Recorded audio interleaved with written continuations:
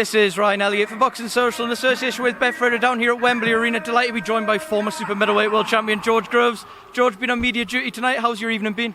Yeah, great. I was in here for Sky tonight, which was good fun. I like coming in for Sky with the team.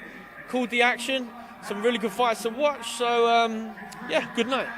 Start main event. David Avanesyan came in here defending his European welterweight title in style. Brutal performance, ruthless. Nice early night for him. How impressed were you with David's performance tonight?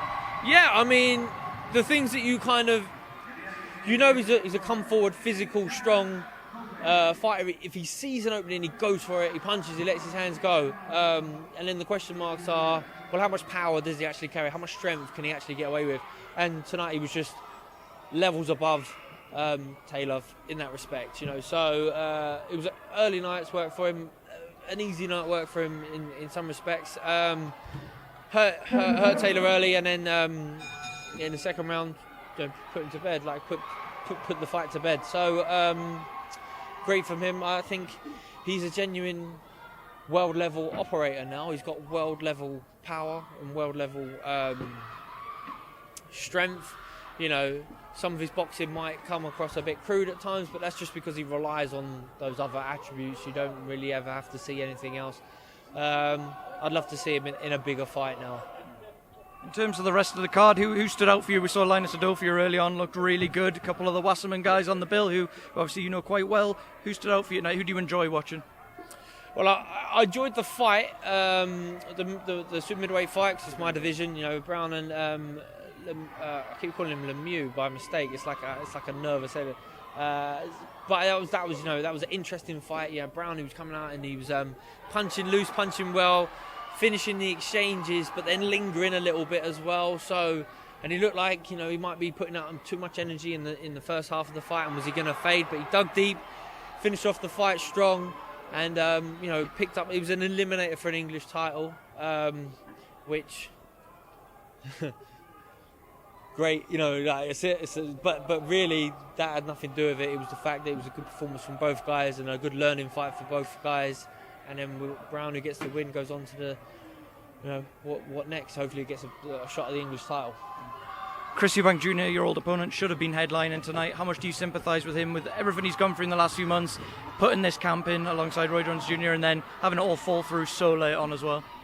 It must be horrific, demoralising. I mean, I've had one fight in my career where I got to fight week and it got pulled, and it's tough, Like my advice would be, so I got to say Wednesday, and the fight got pulled for Saturday, and I boxed 18 days later on a hay undercard, and I boxed Kenny Anderson, and I had to get up off the floor to win that night. And on hindsight, maybe I peaked, 2 weeks early, had to somehow bring it back down, try and re-peak, had to remake the weight, and it's tough. So to keep that mental focus as well. So sometimes the battle's more mental than physical.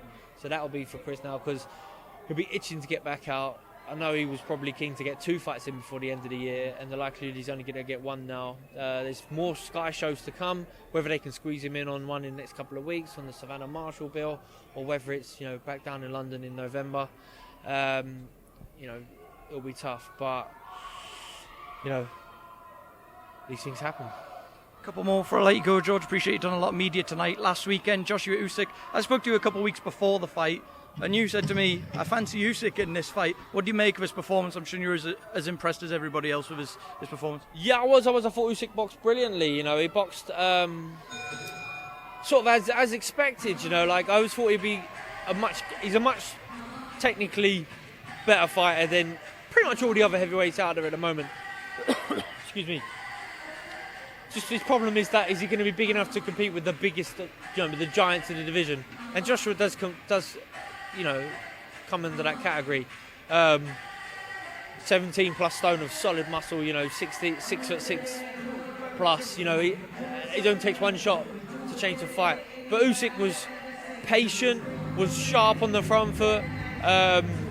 He touches you with shots just to find that range, and then he puts a little bit more on the shots. He never overcommits, he never gasses out. Everything's well within his comfort zone, and then when he wants to, he can just go through the gears, and we saw that against Joshua.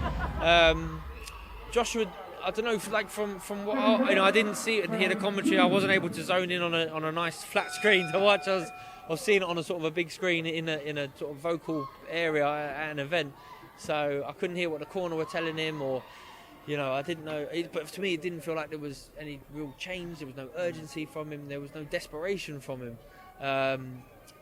But that's heavyweight boxing to a degree, and I, in many ways, couldn't be happier for Usyk because, as from one box to another, like he ain't done nothing wrong. He's only ever done stuff right. He's an inspiration.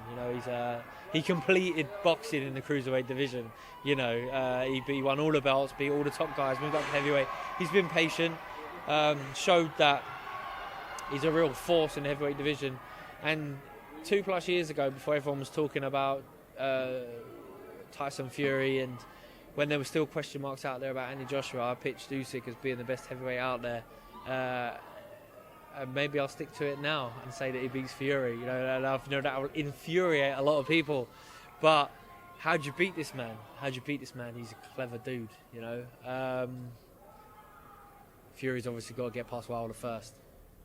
That was going to be my last question, George. We've got that fight next week in Fury Wilder 3. You're on a good run of picking these fights on Boxing Social, so I will leave this one to you. Fury Wilder 3, who wins and how? Tell you what, just for the sake of it, Betfred, don't say Betfair, Betfred, it's been a long night. I'm gonna check the odds. I'm gonna go Wilder 6-9. He's gonna hit him with that right hand. It's gonna take him a couple of rounds to find it. It might take him 5 rounds to throw it. But Fury, I got a sneak feeling that Fury might not be quite as good as he was the last time out. It's different going in there as the champion as it is going in there as the challenger, and going in there as the man, and that might have changed. And I think we're going to see a much better, much more focused, in tune, prepared Wilder, who's got that crazy equaliser power. Wilder 6-9. Let's have it. You heard it here first. George Groves, a pleasure as always. Take care. I'll catch you soon. Lovely. Cheers. Thank you.